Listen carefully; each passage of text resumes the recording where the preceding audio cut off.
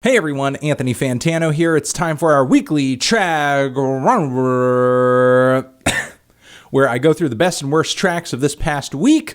All the songs sort of stop me in my tracks, grab my attention.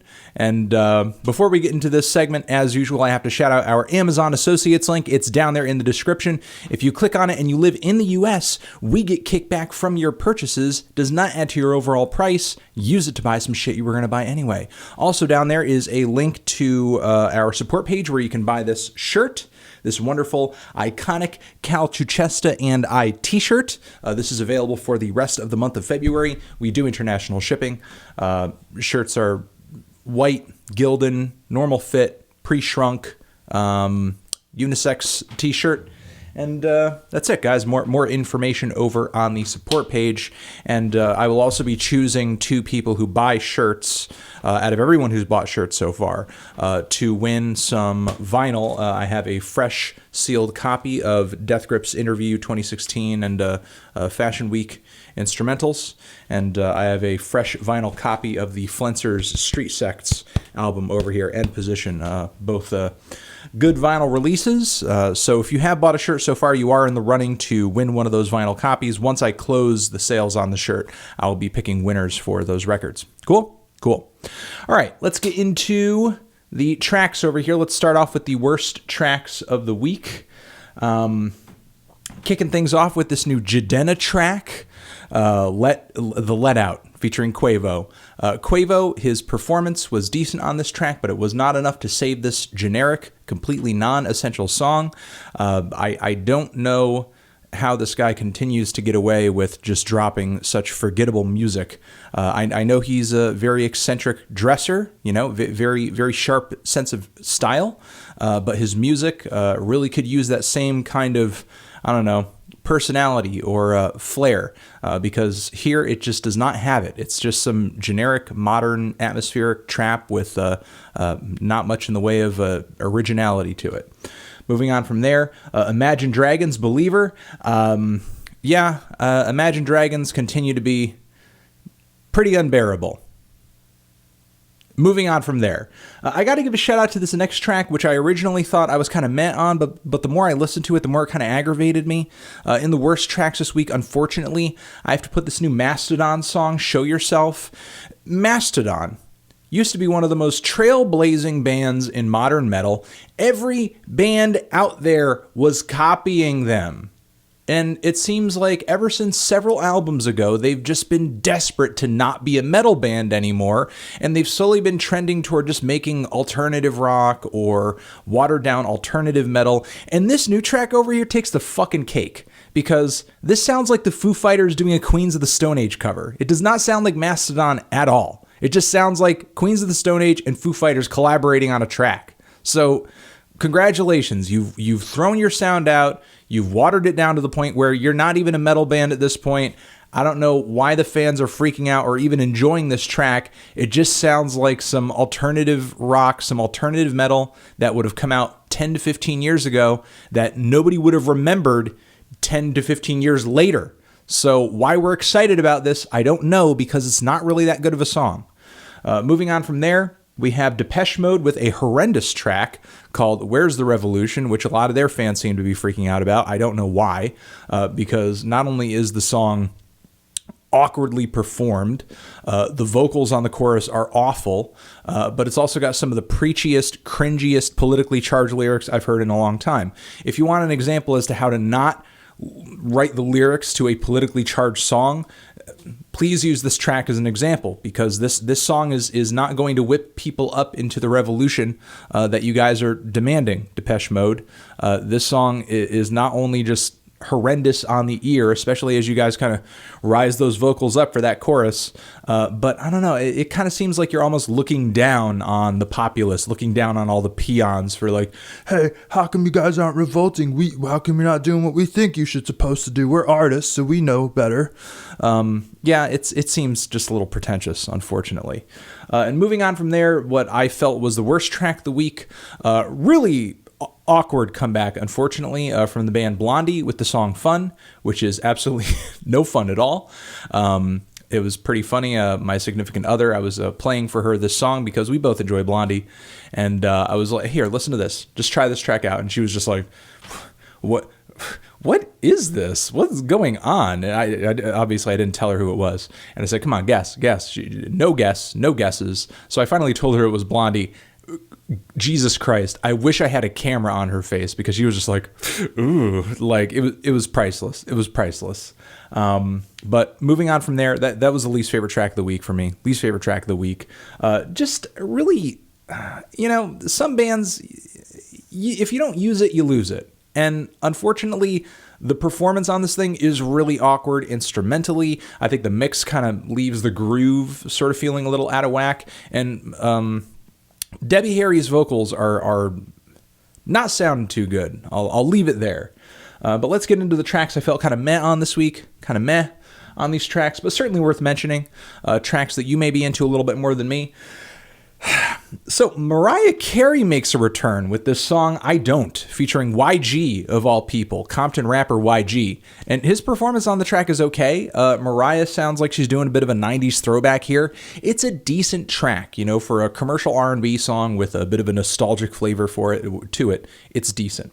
Moving on from there, Pond with 30,000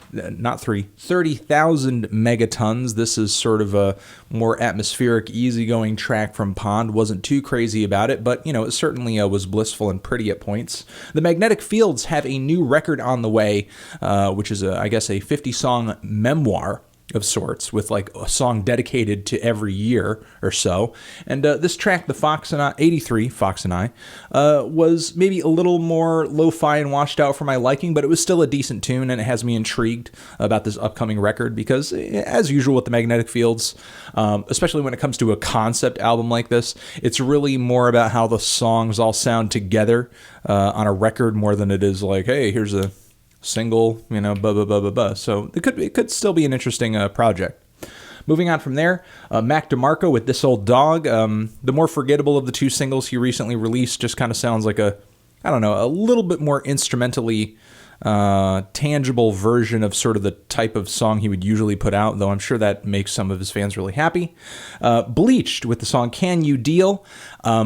This band has come through with a song that's pretty much about being frustrated over the fact that the music media, and probably music fans on the internet too, have sort of categorized and pigeonholed the band as being this girl band, this female-fronted band. Seems they don't want attention pointed toward that, though they point attention toward it themselves with this track, but still, even with the verses being as awkwardly performed as they are, this is one of the most enraged tracks I've ever heard from Bleached. Not really the boring kind of washed out drab garage rock that I usually hear from them.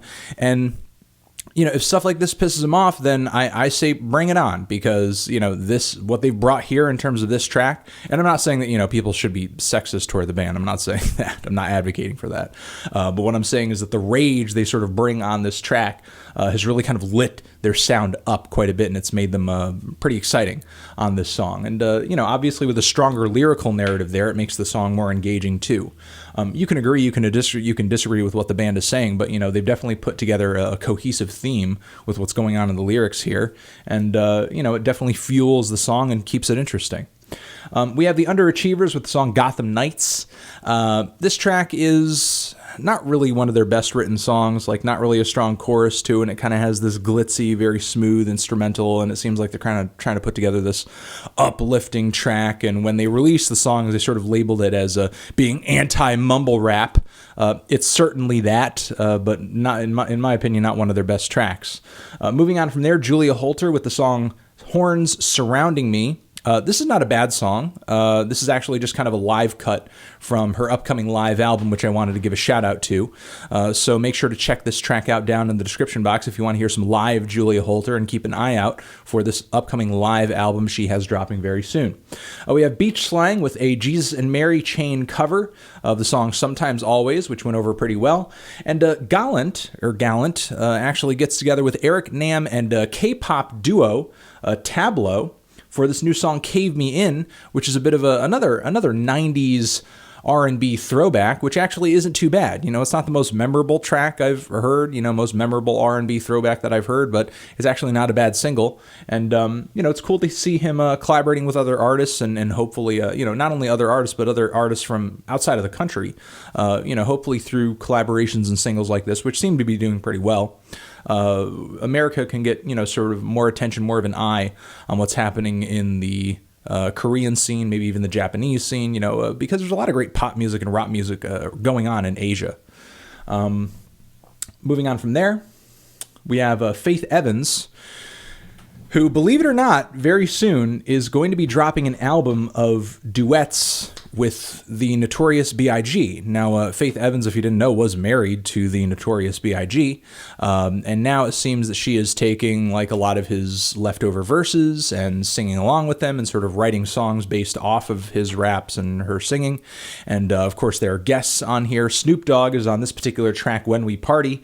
And it's okay, I mean, it's something that people who grew up with this sound and grew up with these artists will probably hear it and be like, hell yeah, that's what I remember. That's what I remember from when I was younger. And now I want to hear it sort of redone for today, because now, 20 years later, it's classic. It's classic status. So, that's pretty much why I think this sort of exists.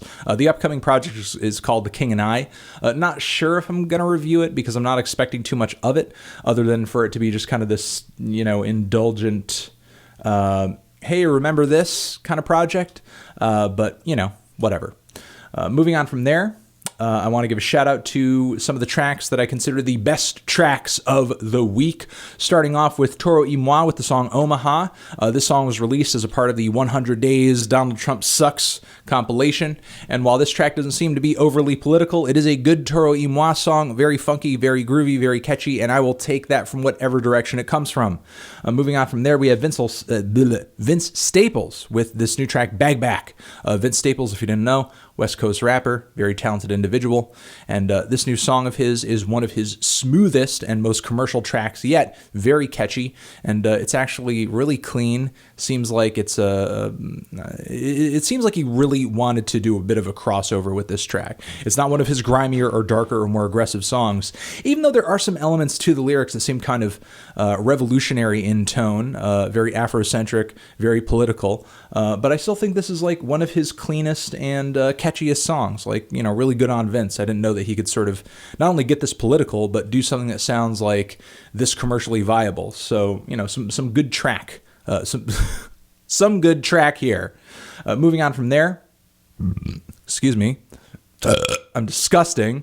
The Brazilian rap trio known as now Abronca, formerly Pearls Negras, they have this new track out called Chegando de Assalto, with a production from Leo Justi, and this is a banger, and I'm looking forward to them coming out with more aggressive music, because this is definitely more aggressive change of pace here.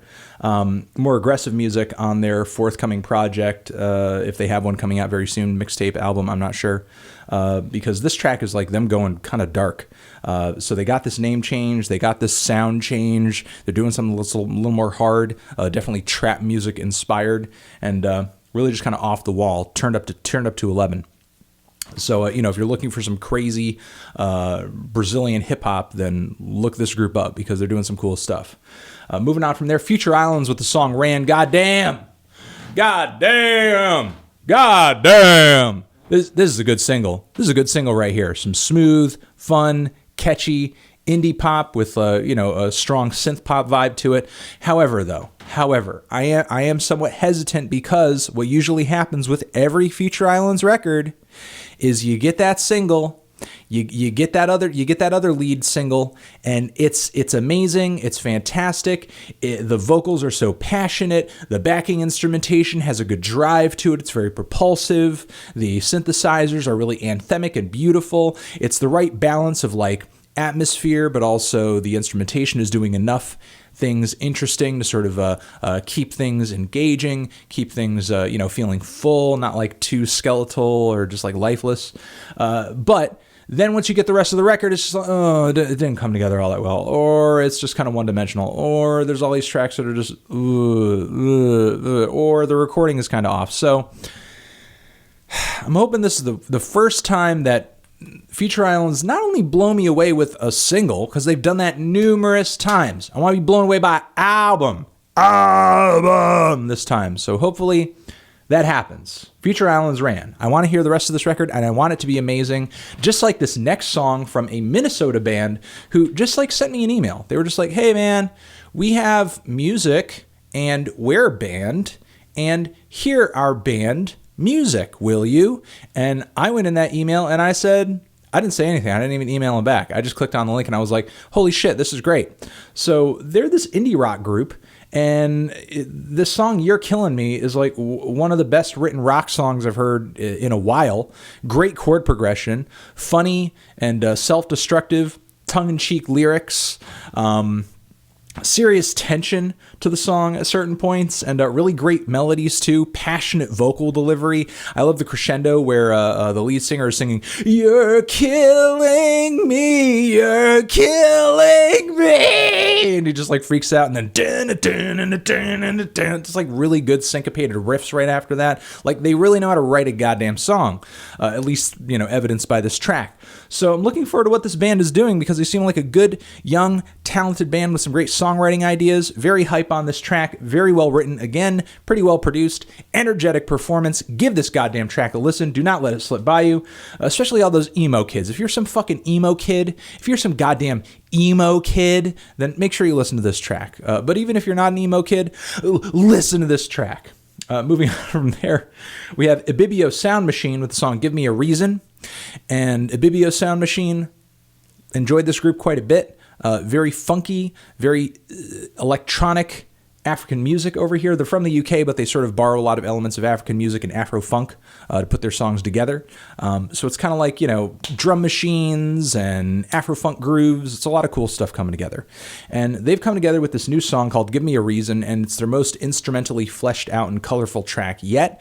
And it's sounding really ambitious, and I'm hoping that they I know before they were affiliated with Soundway Records, I'm not so much sure what it was like releasing with them. But now that I'm looking over here, okay, it seems that over here, this new record over here, they're dropping it on Merge Records. So like that's a bit of a step up in terms of like, independent label affiliation, So it seems like, we could be looking forward to like a sensible push as far as like PR and like, music dissemination behind this band, So I'm looking forward to that, because it seems like, they're a pretty unique group, pretty talented group. I think if more people, were exposed to them, they would certainly, gather a larger audience, change some minds about the style of music that they're playing, because I think a lot of people don't tend to venture into the musical styles that Ibibio Sound Machine tends to cater to.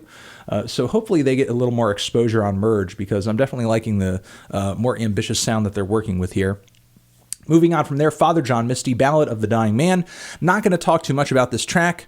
I do like it quite a bit. I'm just not talking about it because Father John Misty's new record is coming out very soon. And honestly, if he comes out with more singles, if he drops more tracks, because there's been a lot of material out from this album so far, I'm not sure if I'm going to, continue like spoiling it for myself. You know what I mean? Because it seems like I don't want to hear too much before the record, because once I hear the album, I want it to hit me. I want that impact to be fresh and raw. I don't want to just have heard half of the album before it's out or whatever. So I'm just looking forward to the record. I like the political direction he's going in with the lyrics, and musically it seems like he's doing a lot of the same stuff that he was on his last record, but just with different songs and different instrumental recipes. So I'm liking what he's doing. I'll just say that. Blanck Mass with the song Silent Treatment. This track is crazy.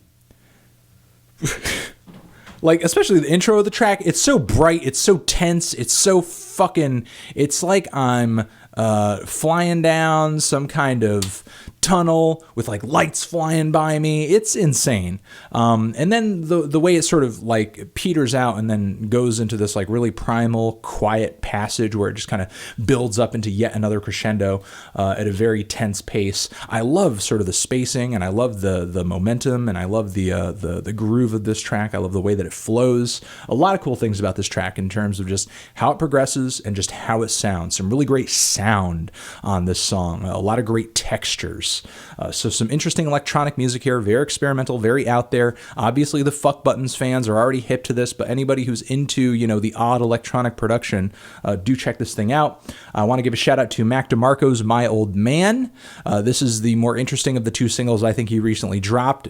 Some people are kind of, you know, pointing out the sound change here because there's kind of like a quirky little drum machine puttering away in the background. It's got a bit of an electronic vibe to it, but it's still got that dreamy Mac DeMarco sound. What sticks out about the track for me, though, were the kind of telling lyrics about how as he gets older, he sort of sees more of his father in him. Here is my take on this track and the other track that he dropped, BagBak. These are actually some really interesting tracks for Mac DeMarco. This Old Dog is a decent song. You know, it kind of seems like Mac DeMarco as usual, but with a little bit more instrumental detail. It's not as washed out or as, I guess, kind of atmospheric or as glazed over. I actually like the swelling electric guitar chords that sort of have a bit of a pedal steel vibe to them that pop up later in the track. But My Old Man is probably, I think, one of his best songs, even though for a Mac DeMarco fan, it may be hard to swallow at first because of the kind of rigid, quirky, poppy, clicky drum machine playing away in the background. And it's not his usual aesthetic. It's not his usual vibe. It's more of an acoustic cut. But Mac has some pretty great lyrics on this track. Now, some of the rhymes may seem kind of basic if you just kind of surface level analyze what he's saying here, but the bigger picture here lyrically, it's an interesting track about him kind of reflecting on sort of seeing these traits of his father turn up in him as he's getting older and older. And obviously his relationship with his dad may not be the best, given that when he sort of brings this up or he mentions this, he starts it off with an uh-oh, as if it's like a bad thing or something to worry about. One of his more personal tracks, for sure, and it would be interesting to sort of see him go in this direction with this new project of his he has coming out in May. Looking forward to a Mac DeMarco record. Looking forward to it. And finally, the last song that I want to shout out is this new track from John Darnielle, or the Mountain Goats, and it's titled The Ultimate Jedi Who Wastes All the Other Jedi and Eats Their Bones.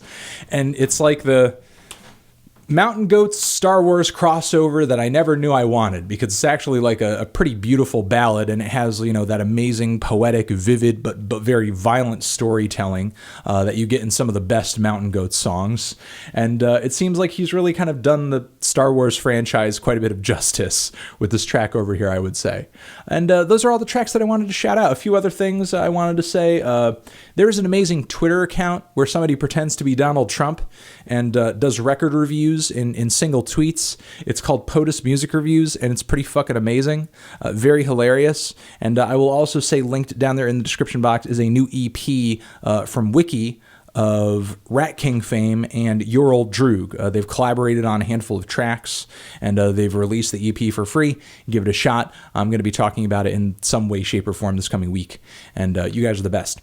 All right, those are the tracks I wanted to mention. Those are my favorite, least favorite, everything that happened this past week. And I will catch you guys in the next video. Thanks again. Remember, shirts down there in the description box, Amazon Associates link down there in the description box, and all these songs that I mentioned too. Get turned on to something. Hopefully we exposed you to some music here that you guys enjoy, that you guys like, and you're the best. Forever.